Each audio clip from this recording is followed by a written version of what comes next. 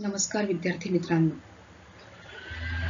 विद्यालंकार ज्ञानपीठ आणि विद्यालंकार तंत्रनिकेतनातर्फे मी स्नेहा पतंगे आज गणित भाग 2 प्रकरण 1 समरूपता शिकवणार आहे. समरूपता शिकण्याआधी आपण पाहूया समरूप आकार म्हणजे काय. समरूप समान रूप, समान दिसणाऱ्या वस्तू यांना आपण समरूप आकाराच्या वस्तू असं म्हणतो. चला काही आपण उदाहरणं पाहूया. हा आहे त्रिकोण, हे आहे क्रिसमस ट्रीचे झाड आणि हे आहे पंचकोन. त्रिकोणाला आपण ऑब्झर्व केलं तर आपल्याकडे आता 2 त्रिकोण आहेत. आपण म्हणतो एक त्रिकोण आकाराने मोठा आहे आणि एक त्रिकोण आकाराने लहान आहे. पण ते दोन्ही त्रिकोण आहेत. का बरं? ते दोन्ही दिसायला समान आहेत, पण या दोन्ही त्रिकोणांच्या उंची मात्र भिन्न आहेत आणि म्हणूनच ते दोन्ही त्रिकोण समरूप आहेत. त्याचप्रमाणे एका क्रिसमस ट्रीच्या झाडाची उंची ही लहान आहे आणि एका क्रिसमस ट्रीच्या झाडाची उंची ही मोठी आहे. ही दोन्ही झाडे दिसायला समान आहेत, सारखी आहेत, पण उंचीमुळे ती भिन्न आहेत. एक आहे लहान आणि एक आहे मोठे. म्हणूनच तेही आपण समरूप आकारामध्ये बोलू शकतो. हा आहे छोटा पंचकोन. दिसायला दोन्ही पंचकोनच आहेत. 5 बाजू ज्या कोणाला आहे तो पंचकोन. पण निरीक्षणाने असं कळतंय की हे जरी दोन्ही पंचकोन असले तरीही दोन्ही पंचकोनांच्या बाजू मात्र भिन्न आहेत. त्यामुळे हे दोन्ही पंचकोन समरूप आहेत. ही एक आकृती पहा. या आकृतीत आपण असं पाहतोय की आयतात आयत आहे, पंचकोनात खूप सारे पंचकोन आहेत आणि बाणामध्ये अजून एक बाण आहे. हेच उदाहरण आपण घरातल्या उदाहरणाबरोबर घेतलं तर म्हणता येईल एका वाटीमध्ये अजून एक वाटी आहे. अशा समजा आपण 3 वाट्या एकमेकात ठेवल्या, म्हणजेच त्या आपण का ठेवू शकतो? कारण त्या समरूप आहेत. त्या आकाराने भिन्न असल्या तरी त्या वस्तू सेम आहेत आणि म्हणूनच आपण त्या सगळ्यांना समरूप आकाराच्या वस्तू म्हणून म्हणू शकतो. हे त्यातलंच एक उदाहरण. एक लहान आयत आहे आकाराने आणि एक मोठा आयत आहे. दिसायला दोन्ही आयतच आहेत, पण एका आयताची रुंदी आणि उंची, रुंदी आणि लांबी, तशीच एका आयताची लांबी आणि रुंदी मात्र भिन्न आहे.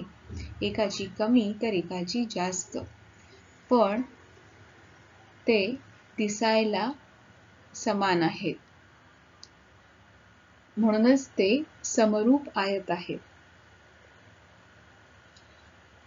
तर हे आहे समरूप आकाराचे वेगवेगळी उदाहरणं. आपल्याला समरूप आकाराच्या काही कसोट्या बघायच्या आहेत. त्यापैकी आपण एक आकार निवडलाय तो म्हणजे त्रिकोण. चला तर बघूया समरूप त्रिकोणाच्या कसोट्या कशा आपण लिहिणार आहोत. त्या कसोट्या शिकण्याआधी आपल्याला काही गोष्टी आठवायच्या. त्या गोष्टी आहेत गुणोत्तर व प्रमाण आणि त्रिकोणाच्या क्षेत्रफळाचे सूत्र. हो, या दोन्ही गोष्टी आपल्या सगळ्यांना माहिती आहेत. तरीही जरा आठवूया. प्रमाण. प्रमाण हा शब्द आपण नेहमीच आपल्या रोजच्या व्यवहारात वापरत असतो. उदाहरणार्थ, आज मला आईने चहा करायला सांगितला. चहा करताना मी आईला विचारले, आई किती जणांसाठी चहा करायचा आहे? आईने सांगितले 2 जणांसाठी. तर मग मी ठरवलं त्याचे प्रमाण. 1 कप पाणी आणि 1 कप दूध. 1 कप पाणी आणि 1 कप दुधात मी 1 चमचा चहा पावडर आणि 1 चमचा साखर आणि अजून 1 चमचा म्हणजे 2 चमचे साखर. तर हे प्रमाण कसं आहे? 1 कप पाण्याला 1 कप दूध, 1 चमचा चहा पावडर आणि 2 चमचे साखर.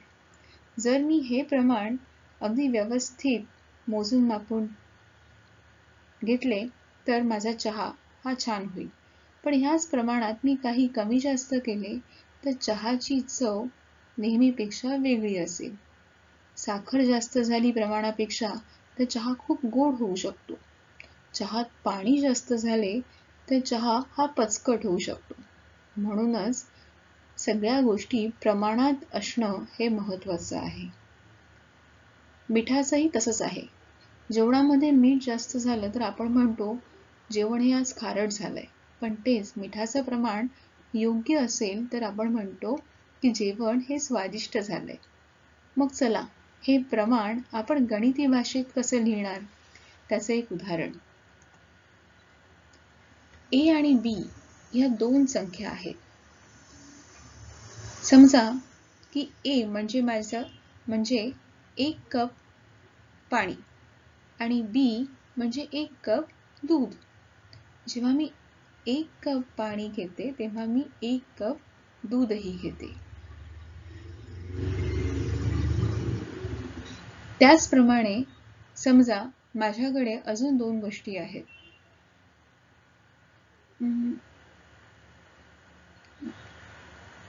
A ची किंमत आहे 3 आणि B ची किंमत आहे 6.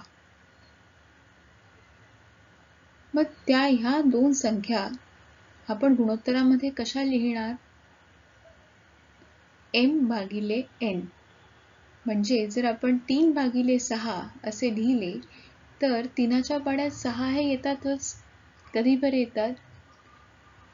3 गुणिले 2 म्हणजे 6 आणि 3 गुणिले 1 म्हणजे 3. मग का आपण असं लिहू शकतो का? 3 भागिले 6 म्हणजेच 3 गुणिले 1 आणि 3 गुणिले 2. म्हणजेच अंतिम आपल्याला 3 भागिले 6 हेच 1 भागिले 2 असेही आपण लिहू शकतो, हो की नाही? म्हणजेच ह्या 2 संख्यांचे प्रमाण एकास 2 आहे. 3:6 हेच प्रमाण आपण एकास 2 असेही लिहू शकतो. चला तर बघूया त्रिकोणाच्या क्षेत्रफळांचे सूत्र. काय आहे त्रिकोणाच्या क्षेत्रफळाचं सूत्र? 1 भागिले 2 गुणिले पाया आणि गुणिले उंची. 1 भागिले 2 गुणिले पाया गुणिले उंची. चला तर त्रिकोणाच्या क्षेत्रफळाचे सूत्र आपण आठवले आहे. आता आपण बघूया 2 त्रिकोणाच्या क्षेत्रफळांचे गुणोत्तर किंवा प्रमाण हे कसे काढायचे. 2 त्रिकोणाच्या क्षेत्रफळांचे गुणोत्तर म्हणजेच ratio of areas of true triangles आता आपण शिकणार आहोत. आकृती 1 आपल्याला काय सांगत आहे की हा आहे त्रिकोण ABC. दुसरी आकृती आपल्याला सांगते की हा आहे त्रिकोण PQR. ह्याच आकृतीत आपण अजून काय निरीक्षण करू शकतो? ह्या आकृत्या आहेत समरूप. दोन्ही आकृत्या ह्या त्रिकोणाच्याच आहेत. त्यांची उंची आणि पाया मात्र भिन्न आहेत. म्हणूनच त्या काय आहेत? समरूप आहेत. मग आता आपल्याला ह्या समरूप त्रिकोणाचे गुणोत्तर बघायचे आहे. चला तर अजून आपले काय निरीक्षण आहे? त्रिकोण ABC चा BC हा पाया आहे आणि AD ही उंची आहे. तसेच त्रिकोण PQR चा QR हा पाया आहे आणि PS ही उंची आहे. ह्यावरून आपण त्रिकोणाच्या क्षेत्रफळाचे सूत्र लिहू शकतो का? हो. त्रिकोणाचे क्षेत्रफळ असेल एरिया ऑफ त्रिकोण ABC. त्रिकोण ABC चे क्षेत्रफळ हे आहे 1 भागिले 2 गुणिले पाया म्हणजेच BC गुणिले उंची ही AD. त्रिकोण ABC चे क्षेत्रफळ आहे हाफ 1/2 गुणिले पाया BC गुणिले उंची AD. त्याचप्रमाणे त्रिकोण PQR चे क्षेत्रफळ आहे 1/2 पाया QR गुणिले उंची PS. जर आपल्याला या दोन्ही त्रिकोणांचे क्षेत्रफळ माहिती आहे तर नक्कीच आपण त्यांचे गुणोत्तर काढू शकतो. गुणोत्तर लिहिताना आपण हे असे लिहितो: त्रिकोण ABC चे क्षेत्रफळ भागिले त्रिकोण PQR चे क्षेत्रफळ म्हणजेच 1/2 गुणिले BC गुणिले AD भागिले 1/2 गुणिले QR गुणिले PS. हेच सूत्र आपल्याला काय दाखवत आहे? चला आपण निष्कर्ष बघूया.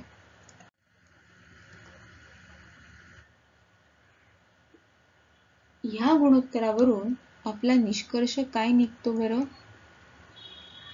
दोन त्रिकोणांचे क्षेत्रफळ हे त्यांच्या संगत पाया गुणिले उंची असे आहे. बघा, आपल्याकडे दोन त्रिकोण होते, त्रिकोण ABC आणि त्रिकोण PQR. आपण त्यांची क्षेत्रफळ काढली होती आणि त्या क्षेत्रफळात आपल्याला एक समान व्हॅल्यू होती 1/2. ह्या किमतीला आपण जर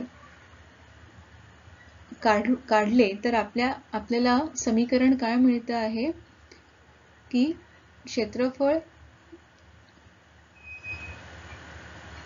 ABC चे क्षेत्रफळ भागिले PQR चे क्षेत्रफळ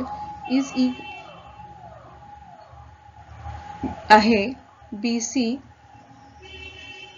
गुणिले AD भागिले QR गुणिले PS. BC आहे पाया आणि AD आणि PS आहेत उंची. ह्याच पाया म्हणजे B1 आणि BC ला आपण B1 आणि AD ला आपण H1 असे लिहिले. QR ला आपण B2 आणि PS ला आपण H2 असे लिहिले. ह्या समीकरणावरून आपल्याला असा निष्कर्ष आला आहे की दोन त्रिकोणांच्या क्षेत्रफळांचे गुणोत्तर हे त्यांच्या पाया व संगत उंची या गुणाकाराच्या गुणोत्तरा एवढे असते.